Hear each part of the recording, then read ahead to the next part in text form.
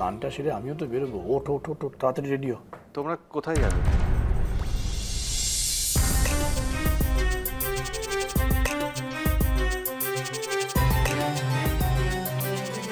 সর্ষে ফুলি যাওয়ার কথা।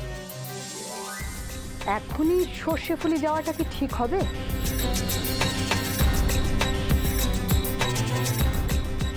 কেন বেঠিকের কি আছে মা?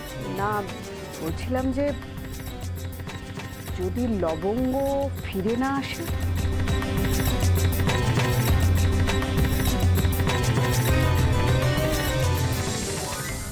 সে না ফিরলে কিন্তু দিদিও ফিরবে না। লবঙ্গ ফিরবে না? আমি গেলেও ফিরবে না? কাকিমণি তুমি কি বলতে চাইছো বলো তো পরিষ্কার করে। দেখো, যদি ওরা না আসে তাহলে লবঙ্গর বাবা মা এখানে এসে কি করবে? এখানে এসে তারা সবকিছু জানতে পারলে কি ভাববে একবার ভেবে দেখেছো? আমরা কি ওদের কাছে মুখ দেখাতে পারবো? এমনিতেই তো আমরা ওনাদের কাছে অপরাধী হয়ে আছি।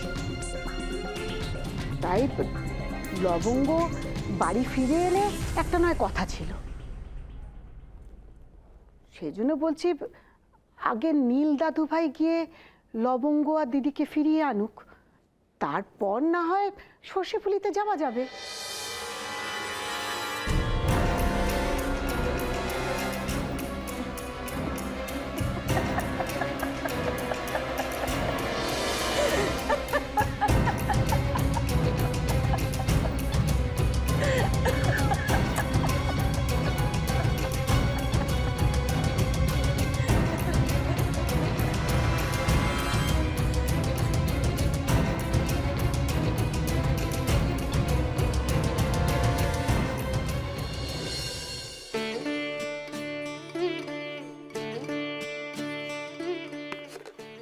অগ্নিমা, বলো তো।